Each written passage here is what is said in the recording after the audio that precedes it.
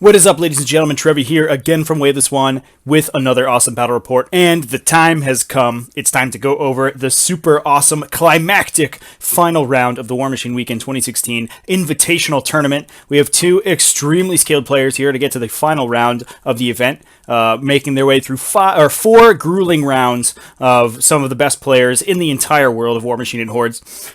First up, we have Chris Davies, a little bit of a newcomer to the American scene, although he did win the 2016 Iron Gauntlet Championship in June, taking the table against Jake Van Meter, a very familiar face here, playing Legion of Everblight. So first up, we have Chris Davies' list. It is a very classic Karchev Mad Dog spam sort of deal. We have Karchev with 12 Warjacks in his battle group, a Juggernaut, 2 Kodiaks, 9 Mad Dogs, and 2 Gobber Tinkers. So a very straightforward list. The Kodiaks are very interesting inclusions. Normally you'd see character heavies or other Juggernauts to take the place of those models, but the utility that they bring, bringing 2 open fists to the table for double-handed throws and other sort of power attacks, as well as the ability to create clouds to block off line of sight to Karchev or other important models, or just clear infantry with those vent steam attacks. Those guys are going to be able to get a ton of work done. Moving over to Jake's side, we have Fyanna2 coming down again. The second time we've seen her in this tournament. We saw her in round 2 with Cordell Zabros, playing her against Viros 2, played by Joshua Richter. Check that video out if you haven't seen it. Super awesome game. But we have a bit of a different Fyanna list coming out from Jake this time. Not as many light war beasts, but we're seeing a lot of flying war beasts on the table. Those guys are going to hit really hard with rage, and they are going to benefit from the feat enormously with the +3 defense and dodge, bringing up to defense 17 for most of them. So we have an Angelius, Seraph, 2 Nerfs, as well as Zuriel. So no light war beasts in this army actually at all, but the Nerfs are going to be very powerful. There is a Sorceress on Hellion there, so they're all going to get free charges. The Nerfs with Rage, or with Fury, can go in, get a ton of work done, and then with Sprint they can get back out of dodge, being protected by the feet, and hopefully just dodge in and out of combat, get a lot of work done.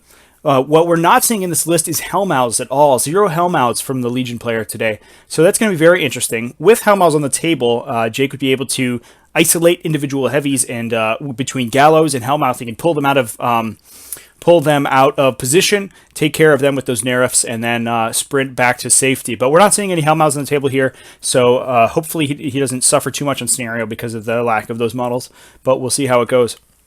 We also have a unit of Strider Scouts, just like Cordell brought in his list. Those guys are going to be awesome. They synergize great with the feet. You can bring it up to defense 18, so they can jam really hard. Even with Fury on them, they go up to power strength 12, so not super great, but nothing really to sneeze at. They can get a little bit of work done early before Fyanna can hot swap that spell off to something else that can use it, probably a Nerf or potentially Zuriel. So very interesting list out of Jake here. The question is whether or not it has the hitting power to get through the 300-odd boxes that Chris is bringing with his Karchev Mad Dogs list. Fury will help a lot, and the feat could potentially buy him a turn, but we'll see how it goes.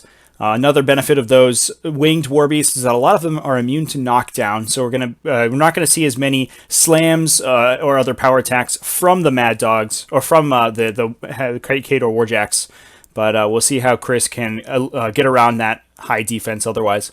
Scenario obviously is Incursion. We can see the 3 flags in the center there. Players can control those flags for 1 point or dominate them for 2 points, starting on the second player's second turn. 5 points to win the game. We have Chris running up the table here. Most of those Mad Dogs are going to be using Jury Rig to get +2 speed, just to get a ton of table presence.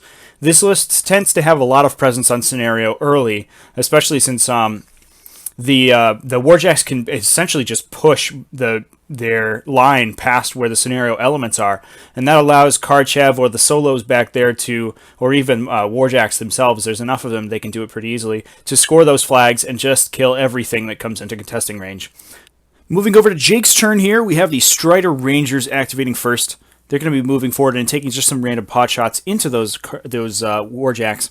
The Mad Dogs are only armor 18, so even though those guns are POW 10, at dice -8, they have the chance to do enough damage that they can force Chris to commit models to take them out, rather than just sort of dancing around the scenario elements until they go live. I think Jake does actually get some pretty legit damage rolls in there. Rolls a couple boxcars, and does some significant damage to some of those Mad Dogs.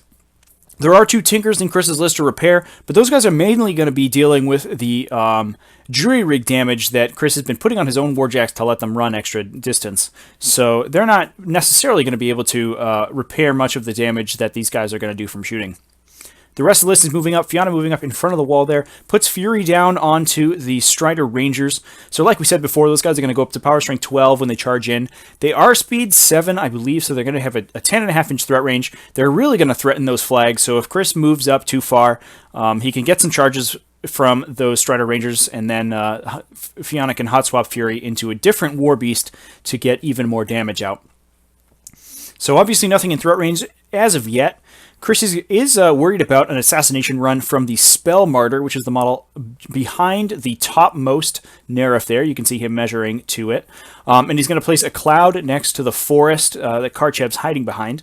And he's going to try to place that cloud so that the Spell Martyr isn't going to be able to get in and gallows Karchev forward into range to get murdered by some of the war beasts.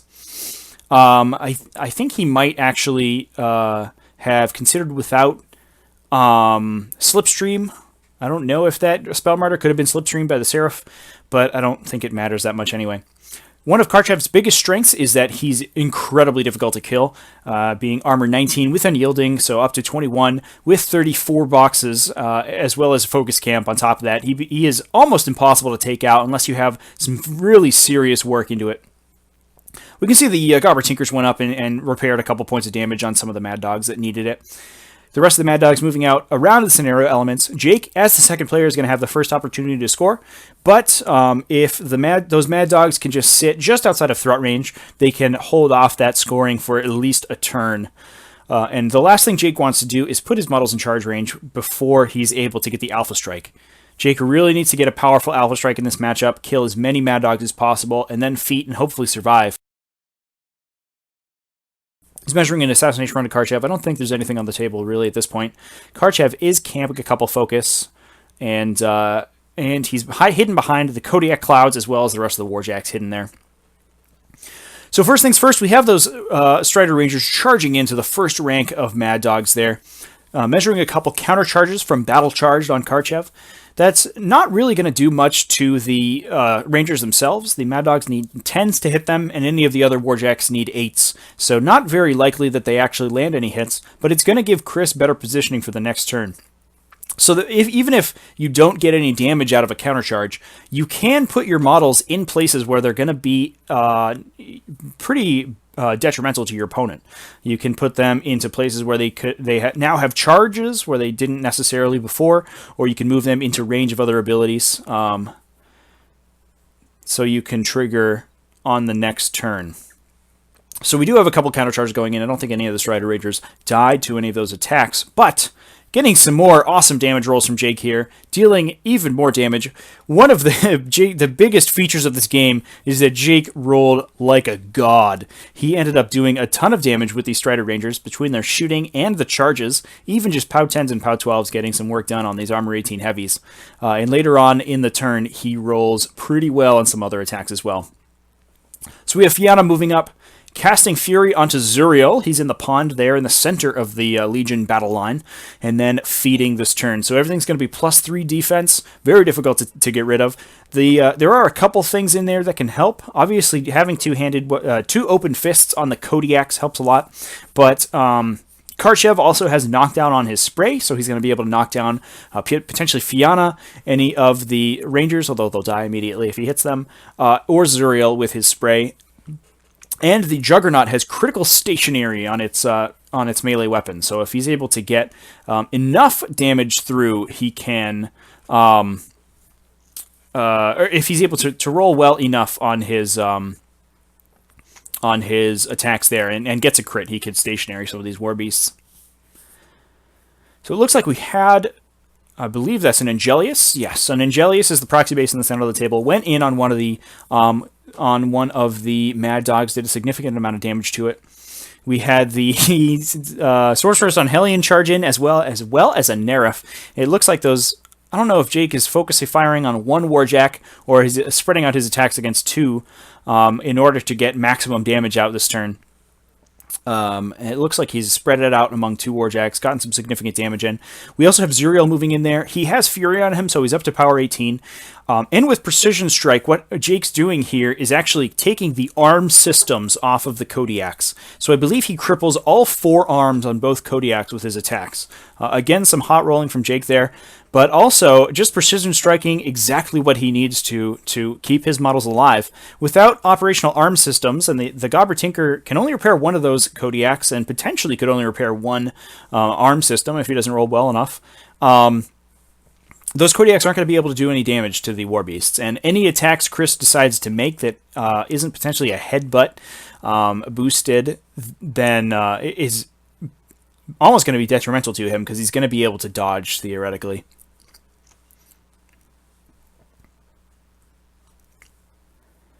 Jake doing some Fury management here, now that all of his War Beasts have gone in, spent all their Fury. Forsaken pulls off, looks like everything off the Angelius as well.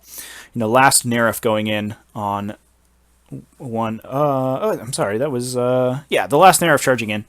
Takes a counter charge, but doesn't actually impact or do anything, and then decides to chill.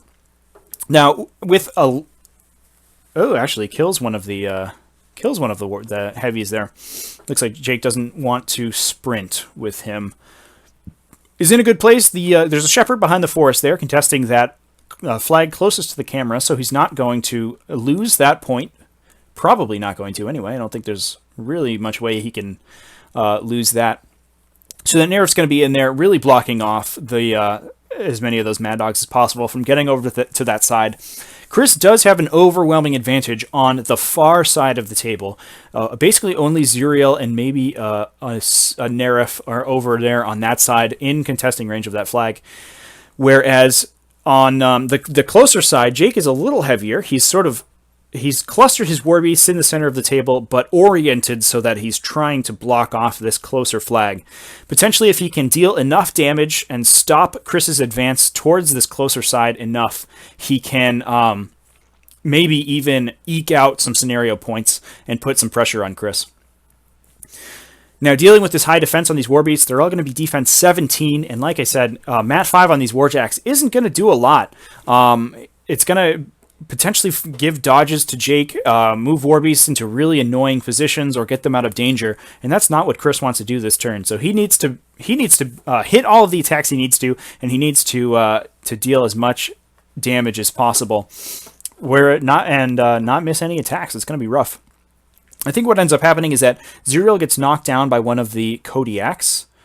There he goes. Although he might just be proxy based over there. It's very hard to tell. But one of the Kodiaks knocks Zuriel down. Karchev could potentially have done it with an aimed shot with his spray, but I don't think it was he needed to tend to hit either way.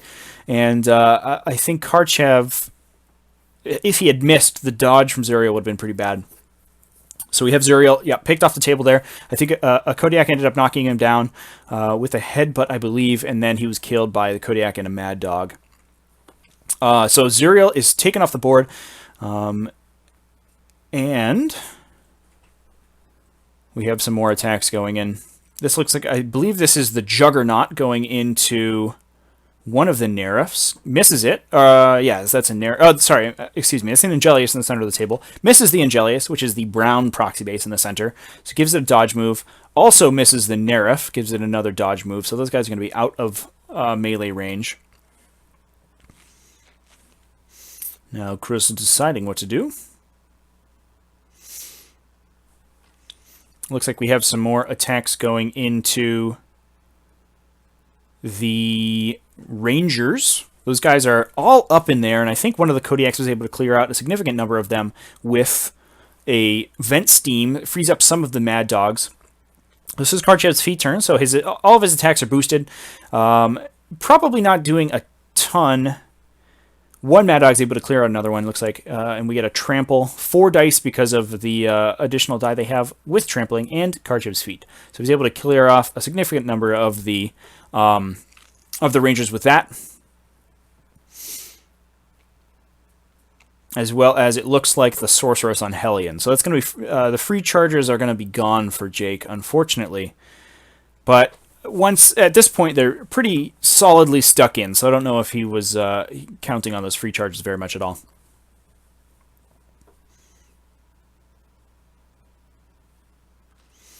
The rest of his, he's moving some Mad Dogs in front of Karchev, keep him safe from all of those flying war beasts. At high defense and with flight, so they can ignore intervening models, it is an issue that Karchev could randomly just get annihilated by a couple charging Furied war beasts.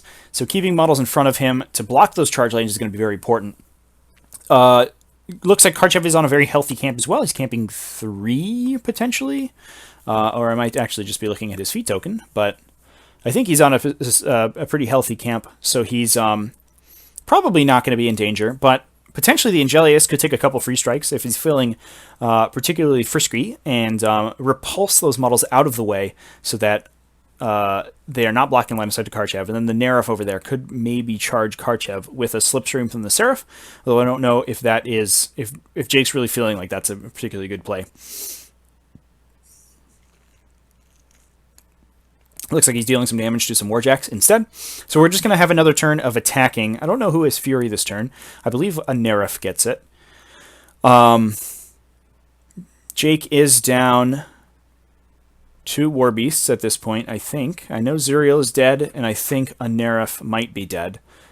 But he still has the Seraph, the Angelius, who's going to be a big damage dealer, as well as the one remaining Nerif. He did some crippling damage to Chris's army on his feat turn, but I don't know if he did enough. Those not killing the Kodiaks means that Chris is going to be able to repair them later on in the game. He did remove their ability to deal damage by taking out their arms, but without removing them from the table, those 2 Gobber Tinkers are going to get their money's worth and repair those guys back up to full effectiveness in a couple turns. Looks like we have Fyanna charging in here, attacking one of the Mad Dogs. It's sort of jamming her up. We have the Nerif going in, attacking another Mad Dog. Kills it. Trigger sprint. So we're going to sprint back to the flag, or back to contesting range of the flag, it looks like. So the big question is where this Angelius goes. If it attacks the Mad Dog in front of Fyanna, which I think it has to do to get rid of that guy. Fyanna doesn't want to take any damage. It looks like she's on a 0 camp. Yeah, that's what he's going to do. So he's going to move back to that Mad Dog in front of Fyanna, take some swings. I assume with a boosted Armor Pierce, removes it from the table. So 2 Mad Dogs down this turn, not too bad. But Jake's really going to have to step it up a little bit if he wants to win this game. Like I said before, he has really solidified his hold on this bottom flag. There's only that 1 Mad Dog and the Gobber Tinker over there. The rest of the list can't really get very close, and Jake has 2 heavies as well as his caster over there to be able to deal damage. So if Chris ends up committing too hard to the top flag to score points up there, Jake's going to be able to clear out the bottom flag and hopefully jam Chris out long enough to really get some scenario points. Back over to Chris, he's looking to see if that Mad Dog can get into melee with the Nerif, potentially try to clear the flag, but I don't think it's possible. It is looking pretty good for Chris to be able to clear these other 2 flags, though. He's trampling over some guys, looks like kills some Strider Rangers with one of the Mad Dogs. All he's got to do is kill the Seraph with the rest of his army, and he's going to be able to score 2 points, put a lot of pressure on Jake this turn. Like I said before, this is one of Karchev's biggest strengths, especially a list like this, where he can layer so much armor over the scenario elements and really stop his opponent from getting anything meaningful into contest. Even at just Mat 5 and POW 14 on those Mad Dogs, with a focus from Power Up, they can get a boosted attack or a boosted damage roll, or an additional attack if they need to, or trample over infantry that you send in. So they can gang up on individual enemies and take them down eventually. Also, body blocking for the heavier hitters that Karchev really wants to allocate focus to can allow them to take out heavier targets as well. Not to mention Karchev's feat, boosting the power level of all of these Warjacks straight through the roof. Boosted attack and damage rolls on all of these attacks is a huge deal. These massive number of powerful attacks to try to clear out the Seraph here.